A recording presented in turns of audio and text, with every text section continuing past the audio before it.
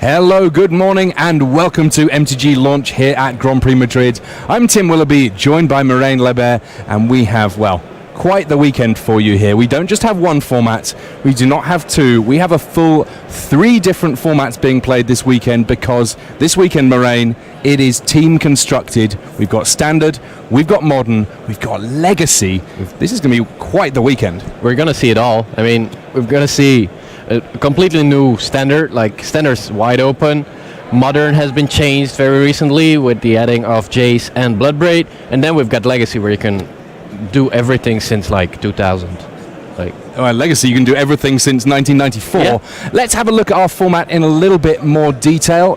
We will bring up exactly what it is that we're going to have going for you, because, as we say, this is going to be the full 3 different formats that we're going to be working with: Standard, Modern and Legacy. I know some of you in the chat, and indeed maybe watching at home, are wondering quite how a team constructed format works when you've got 3 different formats. Here we have Standard, Modern and Legacy. Those decks, it doesn't matter if they overlap on cards. If your Modern deck and your Legacy deck have Lightning Bolt, that's absolutely fine. If you want to be running some of the same lands across all 3 decks, maybe some of the same Merfolk across all 3 decks, you can absolutely do that. That's completely fine.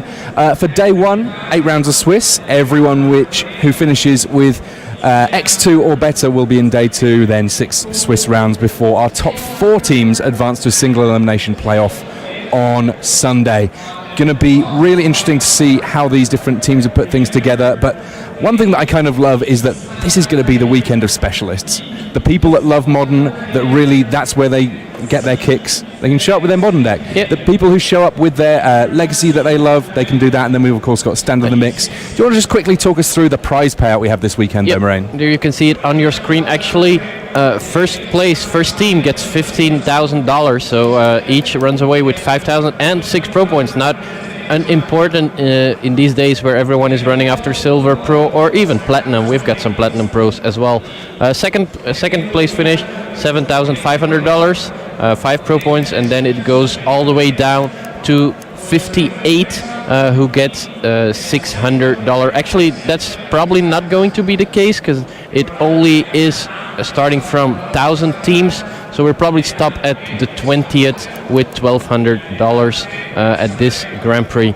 And then, of course, you can see starting from the top, starting from 5th place, pro points are not given out on finish, but on record. So if your team has 34 points or plus, they will get 4 points. 33, they will get 3 points. So yeah, a lot online, a lot of money, a lot of pro points. And of course, even if you just miss the top 4, you do still get the invitation to Pro Tour 25th anniversary. That will of course be the Team Pro Tour. This format, very relevant for that one. Of course, between the 3 formats, we would anticipate seeing Standard moving around the most with the introduction of an initial set. But then we have our upcoming streaming schedule. One important one to notice on this list: Grand Prix Phoenix, Modern Constructed. That one has just been added to our docket. So this very next weekend in Phoenix in the US, we will get a chance to show you a little bit more Modern. We know that you love it. We know that you want to see it. And actually, it's all about Constructed for most until the very end of April. We're going to be showing you a bit of Modern, a bit of Legacy, a bit of Standard, which means that by the time that we get into Pro Tour 25th anniversary, we will know those formats pretty well, Marijn. Yeah, we'll get to see more and more decks, but I think there will be still a lot of innovation coming into the Pro Tour 25th. I think the really good teams, they will practice a lot. This is a very important tournament for them, a big prize payout at that Pro Tour, so they will be testing a lot, and I'm very curious to see what decks they will bring to that tournament. But in the meantime, we'll get to see anything. Legacy and Standard in the same weekend in Seattle. It's going to be a very big weekend. And then, of course, another team tournament in April in Bologna. One that is not going to be streamed is Grand Prix Amsterdam. Also a team GP coming up. So a lot of choices for everyone who wants to attend the GP. Now, in terms of people attending, here are our top 25 players. Obviously, not everybody can make it to every event. We do have events going on elsewhere in the world right now, and some of our top players, well, you know, they may have an event slightly more locally to them, but we know that we have got some of our top 25 in attendance here. One team to really look out for, Javier Dominguez. He's currently the 8th ranked player in the pro rankings. this is pretty local for him, and he's got a powerhouse team to work with. Christian Calcano has come over to team up with him. They are firm teammates, and they are definitely people to look out for. Martin User, he in 10th. We know that Martin loves to travel to a GP. This one's slightly more local for him than the other options this weekend. Andrea Mengucci, of course, the Italian wunderkind, Marcio Carvalho, Gregor Kowalski. We have a whole lot of European talent here in the top 25 pro rankings that we very much anticipate seeing here at Grand Prix Madrid, slinging spells. And I think the interesting thing for someone like Andrea Mengucci, he loves a bit of legacy. Yeah. It's not often that he gets to bust out those proper dual lands, that he gets a chance to cast those Force of Wills, those Daisies maybe. Really interested to see what he brings, because I'd say he's got a very broad range of decks that he could potentially bring to an event like this. Yeah, you've already mentioned it. This is going to be the tournament of the specialists. I mean, this, to me, it feels less as a team tournament and more as an individual tournament where you play, 3 matches. Like, you get the average of 3 matches, because it's 3 different formats. It's going to be harder to help your teammates. You will not know the format. It's impossible to know everything, especially because Standard is so new, Modern has changed so much. So you will be the one responsible of your own match without much assistance from your teammates. So you gotta count on them. You gotta have trust in them. It's very important in this format. Now, the cool thing, I guess, even in spite of all that, Moraine, is that you do still get to play a full weekend of Magic sat next to 2 of your best friends, potentially. Yep. And I know that a lot of the teams, the way that they've pieced themselves together for this event, it's not that they've gone, right, I need to find the best Legacy player that I know, and I need to find the best Modern player that I know, and then maybe I'm the best Standard player that I know, and put it together that way. A lot of these teams, they were forged long before they even figured out what the format was going to be. When they heard that there was a Team GP, they said, great, this is another opportunity for us to show up and to play a format that we love, which is a teams format where we can say, you know what, if I have to rely on someone to do well for me in a Grand Prix, this is the person that I rely on, not necessarily because they're all about Modern or they're all about Legacy, they're all about Standard, but because they're my friend and I know that I look out for them and they look out for me. Yep. And I think a big part of the fun in team tournaments comes from the fact that if it's 1-1 and the third match is still going, you're watching 3 against 3. You're 3 players, one willing to win, and the other 3 as well. And it's so intense. It's so much more intense than a 1 against 1, because that match is over. You're playing it. You don't even have time to think about it more. But if you're 3 against 3, there's so much on the line on that last match, and I like the tension every match. Absolutely. And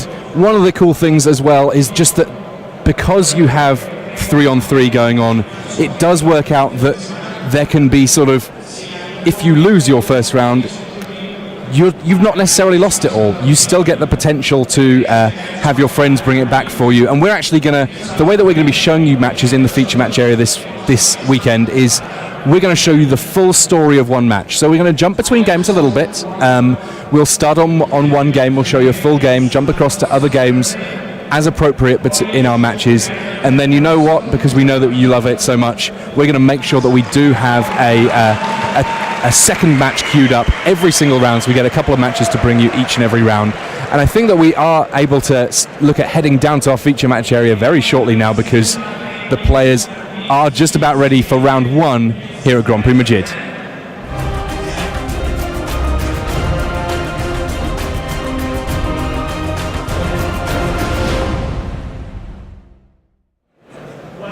Hello and welcome to round 1 here of Grand Prix Madrid, and we get a chance to see some pretty big names here. The brothers Grafensteiner, that's Daniel and Toby, alongside Christian Seibold, all from Germany, and they are up against Joshua Baus, René Kraft and Martin Zimmermann. And while those names might not seem quite so familiar, they've got a little bit of experience behind them as well, Moraine. Yeah, René Kraft, he top-aided a GP back in 2001. That's 17 years ago. I mean, wow. That's a long time ago. He lost against Kai Budde. I mean, whew. And actually 6 German players in the feature match area, all with, I think, very different decks, and we're already going to see it here. Turn 1, Serum Visions from Daniel Grafensteiner off a Seachrome Coast, and a Tron land for René Kraft. So we're probably going to see Ad Nauseam facing off against Tron in this particular match, and Lotus Bloom as well for Daniel Griffensteiner. So this is our modern match. On the other side of each of these players, there will be both Standard and Legacy going on. Kicking things off with Mon, though, and with an early Lotus Bloom from Daniel Griffensteiner, potentially turn 4 could be incredibly explosive, and we may see that we're going to get a chance to jump around quite a bit in this matchup.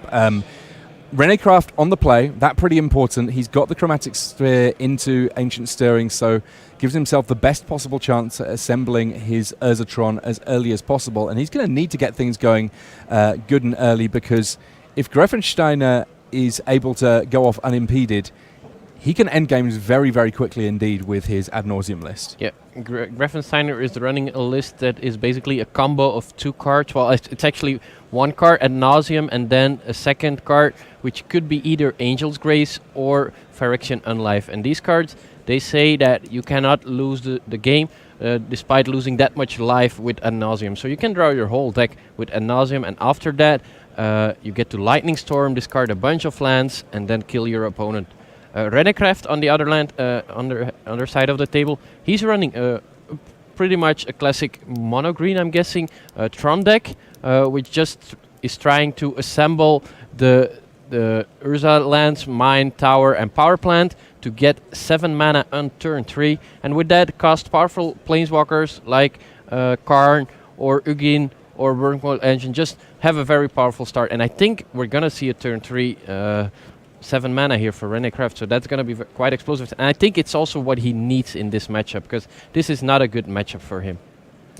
So another copy of Lotus Bloom coming down for Griffensteiner after that sleight of hand.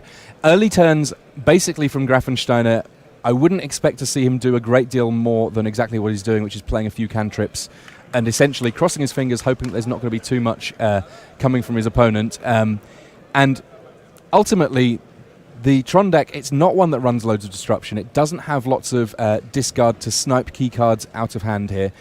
It may well be that at least in game 1, René Kraft is a little bit on the back foot. Even though he's got 7 mana to work with here, it looks like he's not got too much in the way of threats to deploy. Casting a Sylvan Scrying off a Chromatic Star, not really what he wanted to be doing with his 7 mana. No, it seems like he doesn't have anything powerful to add to the board. But even imagine if René has a Karn here. He can remove 1 Seachrome Coast.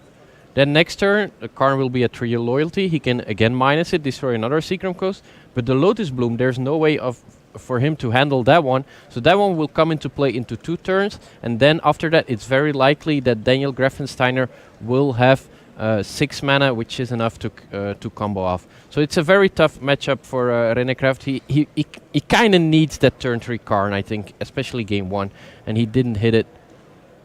And I already see Daniel Griffensteiner. He's ready next turn. He's got the combo. And style points for René Kraft regardless. He has got the original Antiquities Urzatron pieces, black bordered there, activating his expedition map, in the hope of being able to get something together. Fetches his unstable basic forest. Lovely looking deck that he's working with here. I think that we're likely to see quite a bit of this weekend, especially for Modern and for Legacy. Potentially we've got people playing decks that they've been playing for years rather than simply weeks or months, and they really sort of poured their heart and soul into them. But you know what? Right now, everything coming up Griffensteiner, because honestly, he's able to just keep things going, keep the game going on longer. And while he has an explosive deck, in some respects, it's more about the fact that his deck, if he gives himself more turns, he just has a better chance of consistently going off. Ugin the Spirit Dragon here coming down for René Kraft. Normally this, an incredibly potent Planeswalker. In this matchup, though, doesn't actually do all that much. He can -X to get rid of 1 Lotus Bloom, but it looks like we're going to see it all here coming from Griffensteiner. First an Angel's Grace, now an Ad Nauseam. That means that there's no harm in him drawing his entire deck. He cannot lose the game this turn. He can take lots of damage, but he's never going to go to the point of lethal. And here he's saying, well, I'm going to draw my whole deck. Hands his deck over to René Kraft so that he can have a good old look through. And we're going to get a chance to see how Griffensteiner wins the game. Because typically there are 2 ways that Ad Nauseam lists can win the game. There's Lightning Storm, which can be cast by exiling some Simian Spirit Guides. Occasionally you also see Laboratory Maniac in the mix as well, just as a way of winning, maybe if you're concerned with a ley line being in play or similar. But right here, it is Lightning Storm, discarding a lot of land, that powering up the Lightning Storm quite considerably to mean that 20 life able to be dealt with all in one go. And even if René Kraft has quite a lot of land in hand to try and bounce it around, Daniel Grafensteiner's got his entire deck in hand. That enough to take game one for Daniel Grafensteiner, one of the two Grafensteiner brothers in this feature match area. On the team on the left of our screen, René Kraft, well, he's going to have to go to his sideboard and see if he can put something together for game two. Yeah, he's going to need something. In Mono Green Tron, it does have some options. Something even as Leyline of Sanctity can stop the Lightning Storm. It's not ideal, but it's still better than... Yugin, we saw it, turn 4, it just doesn't do anything. I mean, it doesn't even kill the Lotus Blooms, because they are colorless, so that one does not work. There's Nature's Claim, which I think should come in just to kill the Pentat Prisms and the Lotus Bloom. I think the biggest chance René has to win this matchup is just to keep Daniel off of 5 mana. I mean, once Daniel has 5 mana, it's going to be very difficult for René to stop him, because there's Phyrexian Unalive, which can be played the turn before, and then Ad Nauseam. He doesn't have counters. Spatial Contortion, it doesn't work. There's a Thought-Knot Seer is a good plan. It's kind of his only disruption if he's running it. Not all Mono Green Tron lists are running Thought-Knot Seer. Surgical Extraction probably doesn't work, because the card is not going to be in the graveyard. It's something that some Mono Green decks work with. Yeah, it's going to be a tough one. Warping Whale doesn't work, because Ad Nauseam is an instant, and Angel's Grace is an instant as well. So it's going to be tough. He will need a very good draw and hope to keep Daniel off 5 mana. Well, we've got a couple of updates from our other games going on in the feature match area in this round one. Look at where the wins have fallen in game ones. The reason we've not jumped to another match, everybody's shuffling. Christian Seibold, he won his game one. Daniel Grafensteiner won his game one. And Tobias, Toby Grafensteiner, also won his game one. It is 3-0 to the team on the left-hand side of our screen. Now, so that you know how things work in team constructed, or indeed any team format, it will be the first team to win 2 matches. It's not as if we're adding up all of the wins and saying the first team that gets 5 game wins or anything strange like that. No, pretty straightforward. As soon as you have 2 match wins under your belt, that's the end of the match, and that is that. So right now, it is Christian Seibold up a game against Joshua Bausch, Daniel Grafensteiner up a game against René Kraft, Toby Grafensteiner up a game against Martin Zimmerman. The 1-2-3, that's how you do it. Yeah, pretty good start for the Grafenstein brothers and Christian Seibold, and they are very experienced in team tournaments. They have, I think, top-aided at least 2 of them, might be even more. You'll see them at the top of the standings of pretty much every Team GP in Europe, and I wouldn't be too surprised if they can make a deep run into Pro Tour 25th. Just taking a little sneaky peek to figure out what else we have going on. How it was that it worked out that we've had such quick games from the German team on the left of our screen. Tobias Grafensteiner, he's playing Legacy. And on burn, he was able to burn out his opponent very, very quickly indeed. And then Christian Seibold, he is on a blue-black control deck. So if anything, he's the most impressive to be able to pick up game one as quickly as all that. But you know what? Azor's Gateway can certainly make some good things happen in that regard. Yeah, I'm a bit surprised by Tobias's choice to run burn in a format like Modern, like Legacy. I think if you're that of a good player, I would guess you would play something more like that gives you more options, but maybe he's not that experienced in Legacy. I mean, maybe he was the unfortunate one having to play Legacy out of the 3, and he just took something like burn, maybe because it's a good matchup against Grixis Delver. Well, we'll get a chance to potentially talk to some of the players in between rounds here at the GP. That'll be later on in the weekend, though. For MTG launch, we're all about just trying to bring you a whole bunch of magic. Obviously, convenient to be able to bring you such great names as we have in the feature match area this round. René Craft looking to bounce back alongside his teammates here, having had a rough game one between the three of them. And worth noting, I mean, as you move into Modern and Legacy, where there are just more decks to potentially play with, occasionally you do just fall into these bad matchups. Yep. This is a matchup where Daniel Greffensteiner's deck, most of what it's doing is not sat on the battlefield. It's all in hand until the moment that it kind of explodes into action. René Craft's deck, not one that necessarily interacts on the right axis, nor is it quick enough to necessarily threaten Daniel too much. So after sideboarding, I would guess a little bit more interaction, but this is not, if he had to write down his matchups that he was hoping to see this weekend, I don't think this one would be high on his list. No, I'm guessing he's hoping to face a lot of Jund. We saw last week at the Magic Online Championships there was a lot of Jund, and I wouldn't be too surprised if that was one of the reasons René Craft has chosen to play Tron, because that matchup just really good. This matchup on the other, as you said, it's gonna be a tough one. He needs Daniel to fumble.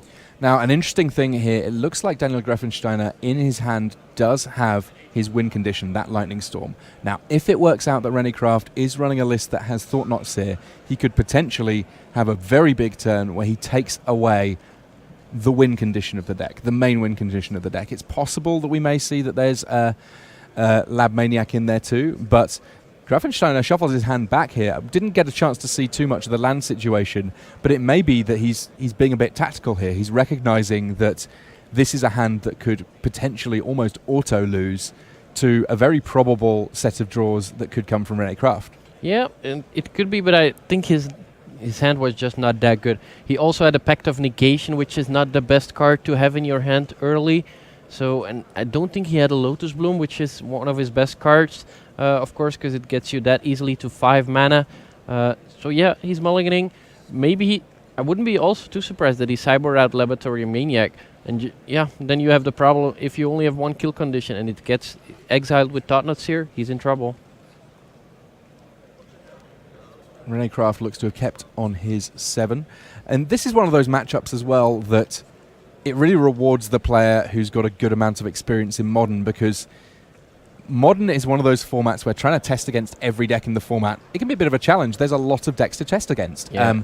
And Ad Nauseam is not as widely played as many of the other decks in the format, and that means that some of the moving parts are not necessarily things that everyone is familiar with. I would guess that Greffensteiner has the experience edge on René here, not necessarily because he's played many more games, though he may have, but simply because René Craft is playing a deck that is far more sort of in the ascendancy in the metagame right now. Yeah, and also Daniel Greffen, he's played this deck at Protor Out of the Gatewatch and Protor Out of the Gatewatch, so he certainly knows how to run his Ad Nauseam deck. It's also a pretty straightforward deck. I mean, you gotta assemble the 2-card combo. That's the whole point. Of course, things like Sleight of Hand and Serum Visions give you a lot of play, a lot of choices, but in the end it all turns around one card, Ad Nauseam. You need to resolve that card, otherwise you can't win. And for those of you guys looking to level up your Modern play, one of the important things, I think, is often trying to figure out what deck your opponent is on when they've not played very many cards. Now, when you see a Temple get played on turn 1 in Modern, it almost always means that you're up against Ad Nauseam. It's one of the few decks that can get value out of the Scry lands. Turn 2, Lotus Bloom getting suspended here. Yep, he saw it on top, kept it on top because he knows he needs the 5 mana. His hand is double Ad Nauseam and Phyrexian Unlife, so if he gets to 5 mana and with the Phyrexian Unlife in play, he will do exactly the same thing as he did in game 1. Draw his whole deck and then kill his opponent with Lightning Storm. Now, Phyrexian Unlife not quite as safe as the Angel's Grace, because it is a permanent that sits in play, can potentially get dealt with by the likes of Karn Liberated. Also, potentially after sideboarding, it could easily be that René Craft has some ways of dealing with artifacts and enchantments. Yep, as we said, most mono-green Tron lists, they do run Nature's Claim, which is a very powerful card. I think he actually has 2 copies in hand, but no green source so far. But he's gonna fire off a 3/3 Walking Ballista.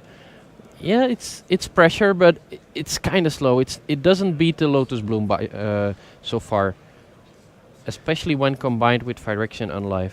Yeah, I mean, the good thing about Phyrexian Unlife here is that it's also just kind of a life buffer for Daniel Grafensteiner here. If it works out that he just has it in play for a little while, it means that if René Kraft is just going for a straightforward beatdown plan, it's going to take him a bit longer to achieve.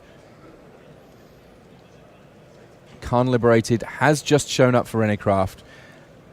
I hesitate to say right on time, but it wasn't going to do too much last turn, whereas this turn, being able to take out a Phyrexian Unlife, that's a fairly welcome exchange for René Kraft here. Yeah, this is definitely a good draw for René Kraft, getting rid of that Phyrexian Unlife. I do believe Daniel has a second copy, but that one can get removed as well by Karn.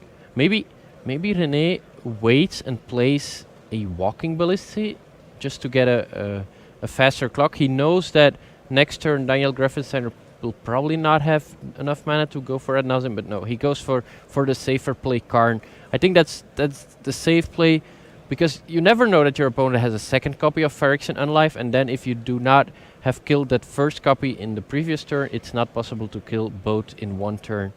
Let's see what he removes. I think removing Phyrexian Unlife, yeah, I'm not 100% sure, because now he kills one land, the Temple of Enlightenment, but the Phyrexian Unlife is basically 3 mana, so it's kind of three lands you kill, because he needs to do both things in one turn, so I'm not sure if getting rid of the Temple of Enlightenment is correct. Well, Angel's Grace the pickup there, and that means that Grafensteiner won't mind too much if that Phyrexian Unlife does get dealt with, and I believe that he has another land here. So it's going to be a weird spot for René Kraft this next turn, because he's going to look at it and think, well, I can get rid of the Unlife. That means that my opponent needs another something to make this all work. As things stand, 2 copies of Phyrexian Unlife is going to be very difficult for René Kraft to get rid of unless he can find green mana for Nature's Claim or similar. But yeah, he's got a lot of different things that he needs to deal with this turn. If he can get up to mana to cast Ulamog, then we're in an interesting spot. Oh, this is unfortunate for René Kraft. His draw is actually pretty good, but Daniel Grafensteiner just have doubles of everything. Double Phyrexian Unlife, double Ad Nauseam. Yeah, if you only had singletons of some of these things, we might be onto something here. But what, you take one Ad Nauseam and there's still everything that's needed next turn.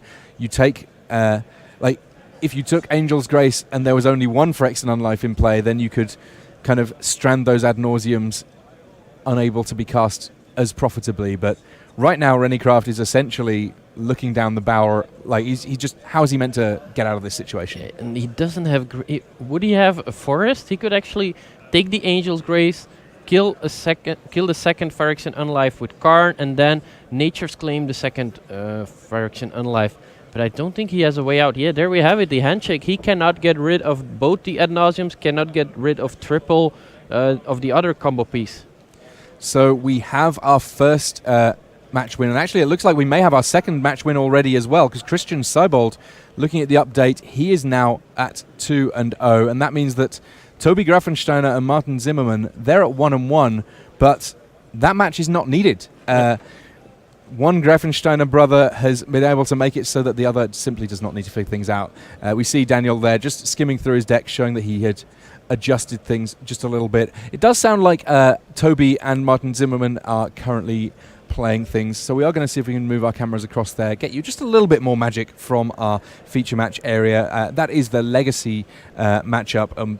We know how much everyone likes watching a bit of Legacy. It's one of the reasons that I'm very happy to be here this week, and I'm sure you feel the same, Moraine. I know that you try and turn out to the Legacy tournaments where you can. Yeah, I do play from time to time a Legacy tournament in my local club, so I'm very happy to see once again a high level tournament with Legacy. There we have 2 sweet decks. Well, Mono Red Burn, depending on how you see it, but I also like the Dead End Texas deck. I think that deck is sweet. It looks like the Grafensteiner brothers plus Christian Seibold have got the full sweep. We got a chance to see there right at the very end. 2 mountains getting sacrificed, Fire Blast getting cast. That's a card that I've not had the pleasure of casting in a long while, but I must say I love it. Sacrifice 2 mountains, deal 4 damage to target creature or player, or indeed with the new wordings, just any target. But yes, you know what? Sometimes You don't need all 3 wins, but you get them anyway. Yeah. We got a chance to see a tiny amount of Tobias Grafensteiner there with the mono red burn. Looked like he was up against Death and Taxes, so the mono white control deck of the format gets to lock things down just a little bit. And then we didn't get a chance to see any of our standard match whatsoever. Christian Seibold, somehow or other, the quickest wins of any of the decks in this feature match area for our first feature match here at Grand Prix Madrid. But no matter how you slice it, that team, an emphatic start. We'll get a chance to show you some more magic from round 1 of Grand Prix Madrid very, very shortly. Do not go anywhere. We'll be back right after these messages.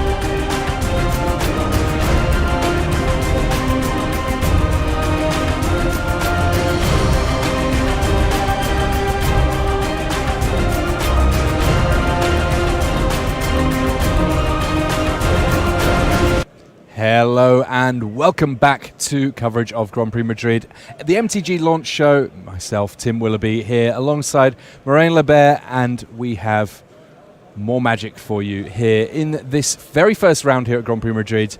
We're going to get across to that relatively shortly, but you know what? I just want to talk a little bit more about the very emphatic victory that we got a chance to see from the brothers Grafensteiner and Christian Sobold in that first round. I like the fact that they've all found decks that they can pick up that at least have the potential to win games quickly. And the reason for that is not just, we get to have a little bit of a rest and a chat and hang out a little bit maybe between rounds, but it also means that you can have more opportunities to help your friends if you absolutely have to. At least if you've got a deck that has the potential to close things out early, then you can in turn make that mean that you can help out your teammates if you think that they need it. Yeah, I do think it's hard to help someone as Daniel Grafenstein when he's on Ad Nauseam. He's so experienced with it. I'm not sure how much you can help someone who's on burn. It's like to the dome. All right, how about this then, Moraine? It gives you more opportunity to watch your friends beating people at games of Magic the Gathering. That's a good point. We got a good... Also, I think having a couple of minutes, 10 minutes, 20 minutes rest every round is super important. In team events, rounds usually go longer because there's a higher chance to have 1-1 and then the third match is still going, which takes a lot of time. So there's a lot of pressure a lot of the time, so I think it's important that you get to play some faster decks, so at least you can rest a little bit. Well, the good thing, of course, about the fact that first match did speed on through is it means we've got plenty of time to bring you another match from our feature match area. Let's head back down to our feature match area for some Time Walk magic here at round 1 of Grand Prix Madrid. So, kicking things off here in the second match that we have going on, we've got an English team, Matthew Folks, Pete Ward and Aaron Burns-Lee against Pierre Dargent, Mark Tobias and Oliver Polak-Rotman. And we decided that here we were going to kick things off with Legacy. So Aaron Burns-Lee on the right of our screen, he kicks things off with a Breakthrough. Now, Breakthrough only really gets played in one deck in Legacy, that deck being Dredge. And you know what? Breakthrough can do a whole lot here. Yeah, not too surprised to see Aaron Burns-Lee on Dredge. He actually won a Magic Card Market series with the deck. Mark Tobias, he's an innovator. What is he doing? Street Raid, Detection Probe. This is Legacy, right? Could this be something special? We'll find out soon enough. Those are the kind of cards that you potentially see in all sorts of different lists. Now a fetch land. I mean, this feels like modern. He's burning out down his life total. Are we going to see a Death Shadow here? That seems... Apart from the Detection Probe, this does feel like modern. This feels like modern. Modern plus. Yeah. Fetches. When you're fetching a Water Grave rather than an Underground Sea, your opponent has to know that they are seeing something a little bit different. There is a turn 1 foil Death Shadow, already a 2/2, but that Breakthrough did mean that Pete Ward able to put his whole hand in the graveyard on the very first turn. Golgari Thug here, dredging still more cards. Lion's Eye Diamond, a big pickup for the Dredge deck because it's another way of discarding its hand. But right now, Aaron Burns-Lee not able to get too much going with his dredging in these early turns. No. I'll be very interested to see quite how quickly a Legacy version of Death Shadow is able to close out games if it so chooses. Of course, in Legacy, you do have cards like Berserk. That could be pretty powerful if you have a big Death Shadow. I mean, the other thing is that there's the potential to just be a bit more of a control deck. I mean, if we think about something like Canadian Threshold, that uses 3 3s for 1 in the form of Nimble Mongoose. This can afford to be a control deck that just rather than having a 3/3 for 1, it has like a 9/9 for 1. Yeah. And I'm curious to see how important your life total is in Legacy when compared to something as Modern. I mean, in Modern, going down to 5, it's fine, I think. In most matchups, you if you're at 20 or 5, doesn't really matter. But I think in Legacy, it's a little bit more dangerous because there's cards like Deathrite Shaman. I mean, you don't want to go down to 4 life facing a Deathrite Shaman. You don't want to go down to 4 life facing Dredge. I mean, these decks, they can go very quickly. It's a lot of risk. So Aaron Burns-Lee here, he starts off by getting an Icarid in play in his upkeep, exiling a Street Wraith. Then we're going to get a chance to see a Dredge. There's a Faithless looting in the graveyard now. That one potentially kind of helpful here. This Icarid just attacking through. Mark Tobias does not seem to mind losing a little bit of life just yet. Yeah, of course, the Shaman very good against a deck like Dredge.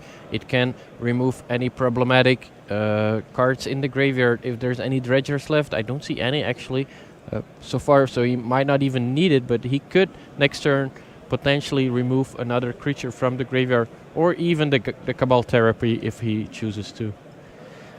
Now, I guess one of the other interesting things potentially for Mark Tobias's deck here, and we're kind of having to roll with the punches a little bit because this is something a little bit new and different for Legacy, is that he gets to run a much more powerful suite of counter magic. We can see a Cabal Therapy here that... He's actually targeting himself, so he could discard his 2 Golgari Tugs. That was a great play. And Mark Tobias says, I'm going to grow my Death Shadow by casting Force of Will from hand, exiling a Daze.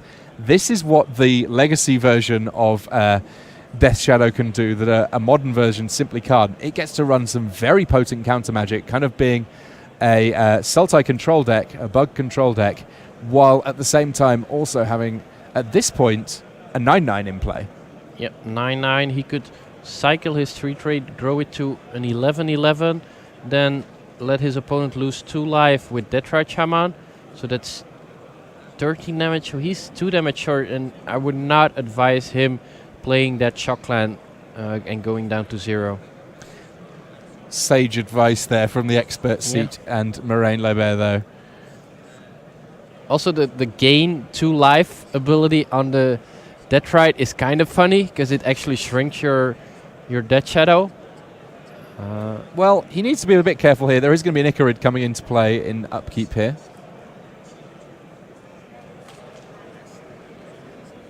Mark Tobias willing to go down to 1.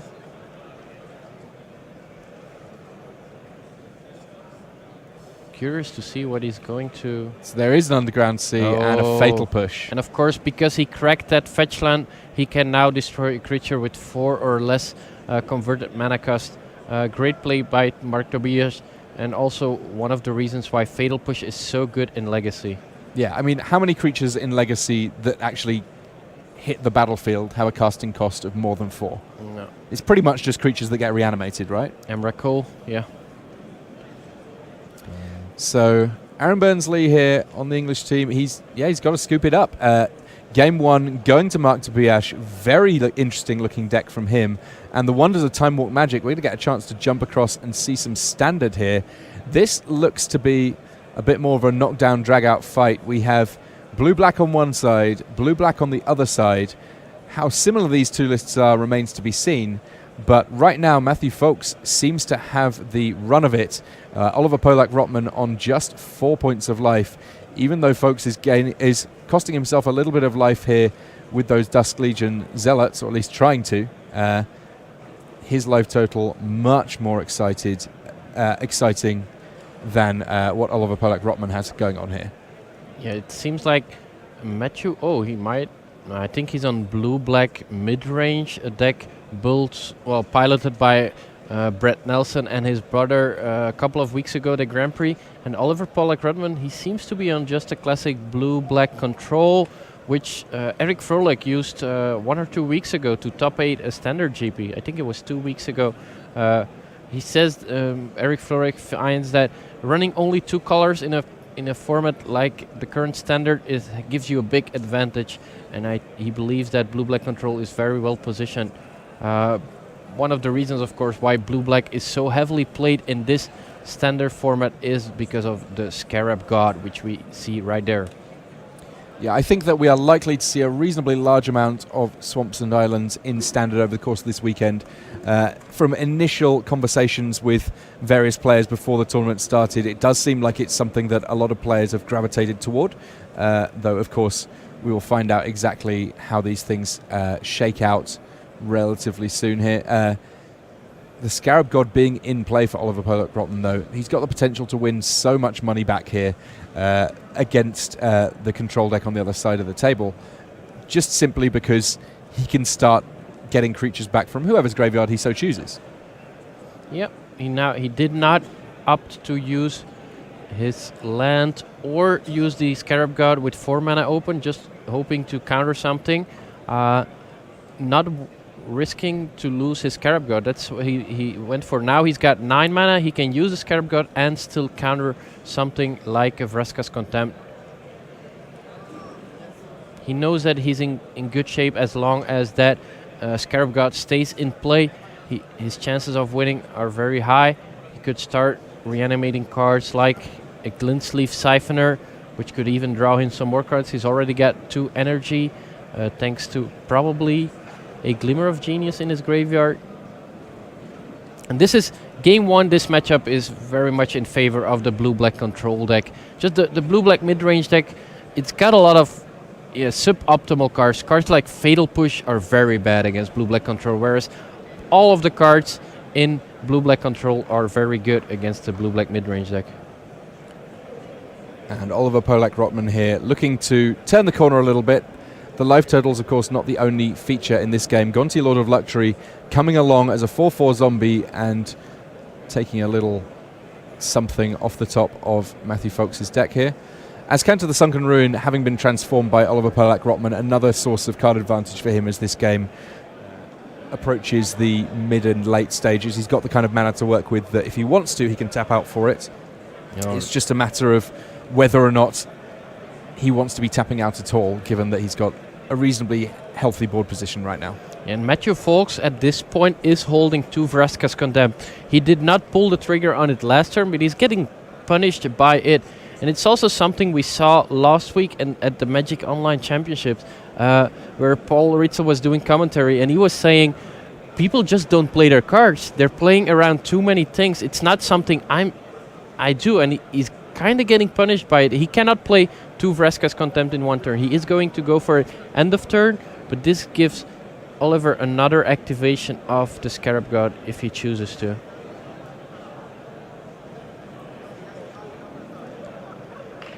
So, folks here, it was all looking so good when we joined this game, but things turning around a little bit, and if Oliver Polak-Rotman able to pick up game 1 as well, then Team England might find themselves in slightly choppy waters here. Already down a game, Aaron Burnsley against Mark Tobias. I like the look of the dredge deck from Aaron Burnsley, but he didn't, after that breakthrough, really see too much else of quality to get the really explosive starts that we sometimes expect from legacy lists. And Oliver Polak-Rotman does pick up that one. But just so you guys know, we know that some of you have been suffering a little bit with the quality of things going on here. There's just a couple of little technical gremlins in the works. We are going to very briefly take the screen down and start it back up again, just so that we can see if we can work our way through some of those issues, make things a little bit easier on you guys so you can see all of this great magic going on at Grand Prix Madrid as well as possible. Please do not go anywhere. We will be back very, very shortly. But for now, just for now, we're going to take a very slight break just so that we can make sure that we get all of that working for you. See you shortly.